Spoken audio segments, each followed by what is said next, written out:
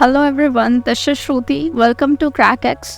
और आज हम अपने वीडियो की शुरुआत करेंगे आंसर राइटिंग से, क्योंकि अब ये बहुत ही ज़रूरी है कि आपका जितना भी सिलेबस कंप्लीट हुआ है आप अपने आंसर राइटिंग प्रैक्टिस को स्टार्ट कर दो, अगर आप 2025 के एग्जामिनेशन को टारगेट कर रहे हो तो। ओके, सो मैं कुछ बातें बताऊंगी, आपको लाइव आंसर राइटिंग करके दिखाऊंगी कि आंसर राइटिंग एक्चुअली अप्रोच कैसे किया जाता है, क्वेश्चंस को अप्रोच कैसे किया जाता है, क्या ऑर्गेनाइजेशन होना चाहिए, क्या स्ट्रक्चर होना चाहिए आपके आंसर्स का। और लाइव आंसर राइटिंग के थ्रू आप काफ़ी अच्छे से उसे अच्छे से समझ पाओगे कि आपको कहाँ पर किन चीज़ों की नीड है।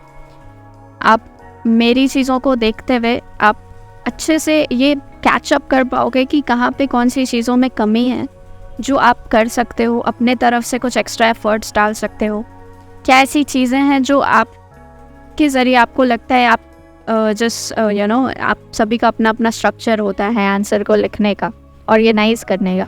सो आप अपने ऑर्गेनाइजेशन को डेवलप कर सकते हो। अगर आप लोगों टॉपर्स के आंसर्स देखते हो, आप किसी की लाइव आंसर राइटिंग को देखते हो, तो आपको पता चलता है कि वो उसका माइंड प्रोसेस कैसा चल रहा होता है उस टाइम पे, कोई किस तरीके से अप्रोच कर रहा होता है। तो आप when you see others, you better take out the missing parts of it, right? You better take out the negative points of it, and thus those negative points can help you to improve your answer writing, right? तो इसीलिए मैं अभी live answer writing करके आपको दिखाऊंगी in order to help you with it। कि सबसे पहले अगर आप नहीं जानते हो कि क्वेश्चंस को कैसे अप्रोच करते हैं और छोटी छोटी बातें जो ध्यान में रखनी होती हैं आंसर राइटिंग के दौरान, वो आप अभी समझ पाओगे जब मैं आपको ये कर दिखाऊंगी। तो कुछ 4 बातें होती हैं जो आपको ध्यान में सबसे पहले रखनी होती है, ठीक है? और जिसमें से सबसे पहला चीज़ होता है आपका हैंड राइटिंग, ठीक है? आपका आंसर अगर प्रेजेंटेबल नहीं है, अगर आपके हैंड राइटिंग को कंप्रीहेंड करने में एग्जामिनर को थोड़ी सी भी दिक्कत हो रही है, तो वहीं पे आपके अच्छे खासे मार्क्स कट जाते हैं। आप मार्क्स कितना भी अच्छा कंटेंट लिख लो, जितना आपका कंटेंट डिज़र्व करता है उतना फैचअप नहीं कर पाओगे। सो इन सभी बातों को हम आगे भी बात करेंगे। अभी सिर्फ आपको मैं दिखाऊंगी कि क्वेश्चंस को कैसे अप्रोच किया जाता है और क्या किन चीज़ों का ध्यान रखा जाता है क्वेश्चन को अप्रोच करते time. So let's start with the live answer writing. Daily life of the people को इन्फ्लुएंस करती है, ये देखेंगे। तो पहला इंट्रो हम इंडस वैली सिविलाइजेशन के बारे में देंगे। ओके, सो स्टैंडर्ड टाइम होता है किसी क्वेश्चन को टैकल करने का, किसी क्वेश्चन के आंसर को लिखने का, वो होता है 8 मिनट्स, 8.5 मिनट्स, ज़्यादा से ज़्यादा 9 मिनट्स। उससे ज़्यादा अगर आपके किसी क्वेश्चन के आंसर को कंप्लीट करने में लग रहे हैं तो दिक्कत की बात है, क्योंकि आप सारे क्वेश्चंस पे टच नहीं कर पाओगे। तो यहाँ पे मैं इंट्रो लिख रही हूँ, इंडस वैली सिविलाइजेशन के इंट्रो से हम शुरू करेंगे, क्योंकि उसी की बात हो रही है क्वेश्चन में, उससे पहले अप्रोच करना है। तो जैसे मैं बात कर रही हूँ तो कुछ चीज़ें मैं ज़्यादा टाइम ले रही हूँ लिखने में। आंसर लिखते वक्त आपका फोकस भी आंसर राइटिंग पे होना चाहिए, वरना आपके हाथ रुक जाते हैं, जैसे मेरे अभी रुक रहे हैं। तो हमने इंट्रो लिख लिया, अब हम बॉडी से शुरू करेंगे। एंड इसमें सबसे पहला हेडिंग हमारा होगा कि डेली लाइफ्स ऑफ पीपल को कैसे इन्फ्लुएंस करता है art and architecture. Indus valley civilisation के आर्ट एंड आर्किटेक्चर से हम कैसे पता कर पा रहे हैं कि about the daily lifes of the people. So मैंने हेडिंग डाला है एंड मुझसे गलती हो गई थी, मैंने ऑफ लिखा था, क्योंकि बात करते हुए माइंड डाइवर्ट हो जाता है, फोकस बिगड़ जाता है। तो हम पहला पॉइंट लिखेंगे,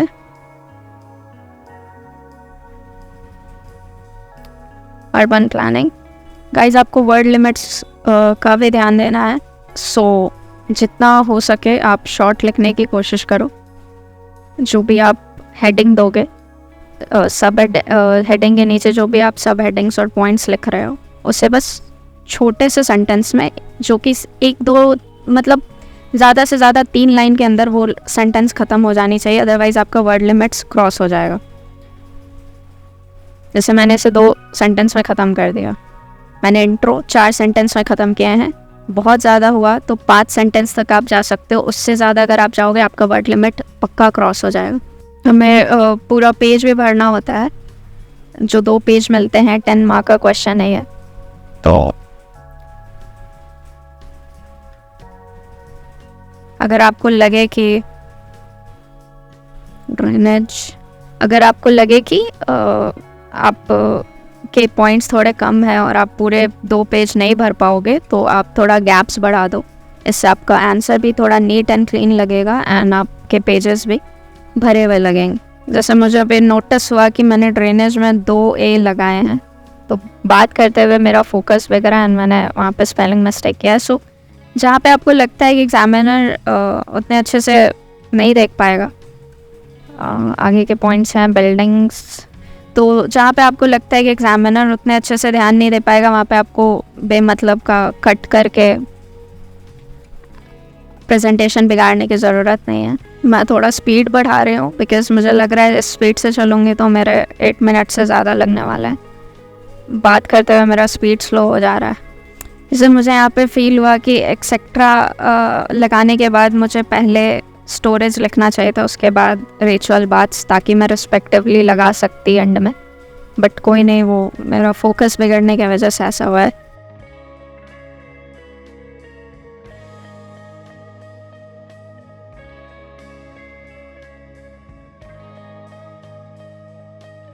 जैसे आपको बहुत बार ऐसा फील होगा कि कुछ चीज़ें छूट गई जो आप बाद में ऐड करना चाहते थे, तो जैसे मैंने यहाँ पे क्राफ्ट ऐड किया, गर्ल्स लिख दिया मैंने। तो छोटी मोटी गलतियाँ होंगी जब आप शुरू करोगे, लेकिन आप एक टारगेट लेकर चलना कि 2 से ज़्यादा आपके प्रेजेंटेशन में गलती नहीं दिखनी चाहिए, एंड वो प्रैक्टिस के साथ खुद ब खुद आपके स्किल डेवलप हो जाते हैं, आप गलतियाँ करना बंद कर देते हो। मेरे पॉइंट्स लिंक्ड होते जा रहे हैं, तो जब आपके पास नॉलेज होता है आपको पॉइंट्स अपने आप माइंड में आते जाते हैं। कंटेंट को काफ़ी ज़्यादा आपको शॉर्ट रखना है, जैसे मैंने बोला 3 लाइंस से ज़्यादा 10 मार्क के क्वेश्चंस में आपके पॉइंटर्स के नीचे 3 लाइन से ज़्यादा नहीं होने चाहिए, 3 सेंटेंसेस से ज़्यादा आप ना लिखो, क्योंकि एविडेंस ऑफ क्योंकि आपका वर्ड लिमिट आपको हर टाइम अपने माइंड में रखना है, वो क्रॉस नहीं करना है, वो स्ट्रिक्टली प्रोहिबिटेड है वर्ड लिमिट को क्रॉस करना।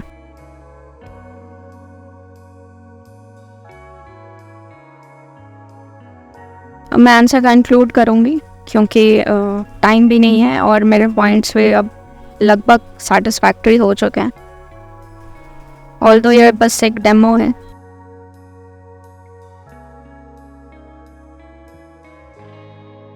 मुझसे थोड़ी कंक्लूजन में गड़बड़ी हुई है गाइस, क्योंकि मेरा फोकस सही नहीं था एंड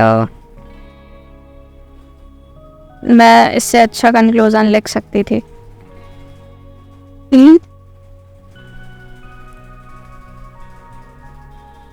बट कोई नहीं, चीज़ें होती हैं, ऐसा होगा आपके साथ भी। अगर आपका फोकस थोड़ा भी